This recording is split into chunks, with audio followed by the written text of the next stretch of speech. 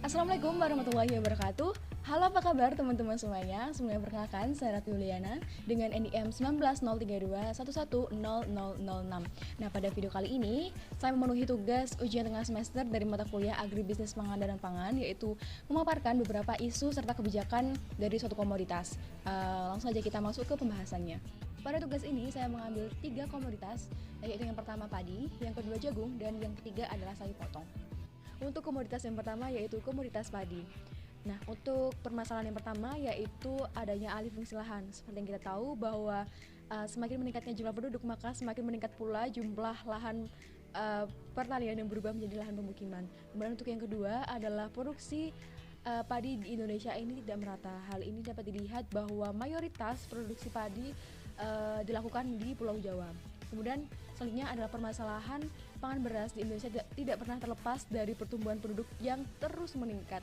Hal ini merujuk pada data yang dikemukakan oleh FAO dan IRRI atau International Rice Research Institute bahwa Indonesia tercatat sebagai negara dengan angka konsumsi beras tertinggi. Kebijakan pemerintah yang dikeluarkan untuk mengatasi persoalan tadi adalah yang pertama, terdapat dalam Peraturan Menteri Pertanian Nomor 15 Permentan RC.110-1/2010. Disebutkan dukungan utama untuk menunjang keberhasilan pencapaian target swasembada beras yakni yang pertama, penyediaan pupuk subsidi dan non-subsidi. Yang kedua, subsidi pupuk, benih atau bibit dan kredit bunga. Yang ketiga, perluasan lahan baru-baru 2 juta hektar untuk tanaman pangan, hortikultura, perkebunan, hijauan makanan ternak, dan padang pengembalaan.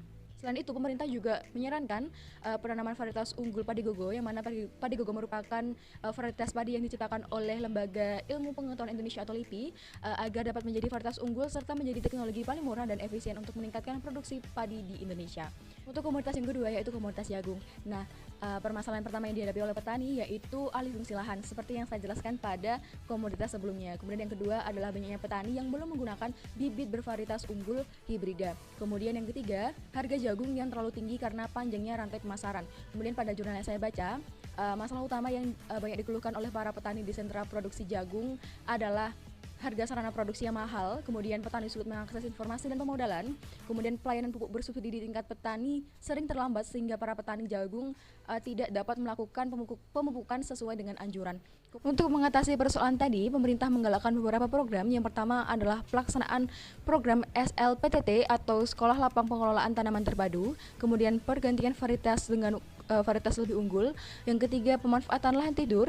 Yang keempat adalah pengembangan kemitraan. Yang kelima adalah subsidi harga benih jagung hibrida dan jagung komposit. Yang terakhir adalah penanganan pasca panen. Komoditas yang ketiga yaitu sapi potong. Nah, permasalahan utama pada sapi potong ini adalah masih rendahnya produksi dan belum memenuhi kebutuhan konsumsi daging. Kemudian, fenomena di lapangan menunjukkan permasalahan pada peternakan sapi potong adalah sulitnya bibit atau bakalan. Kemudian kebijakan pemerintah yang dikeluarkan untuk mengatasi persoalan tadi adalah yang pertama, memfasilitasi peningkatan kemampuan beternak. Yang kedua, peningkatan pencegahan dan penanggulangan penyakit hewan menular. Kemudian yang ketiga, memfasilitasi peningkatan ketahanan pangan asal hewan. Yang keempat, memfasilitasi peningkatan pemasaran produk dari hasil peternakan. Yang kelima, penerapan teknologi tepat guna untuk pengembangan peternakan. Nah, pada teknologi tepat guna ini pemerintah memberikan penyuluhan dan pelatihan tentang pengolahan amoniasi jerami, kemudian penyuluhan inseminasi buatan, kemudian pelatihan pembuatan biogas dan pelatihan pembuatan pupuk kandang.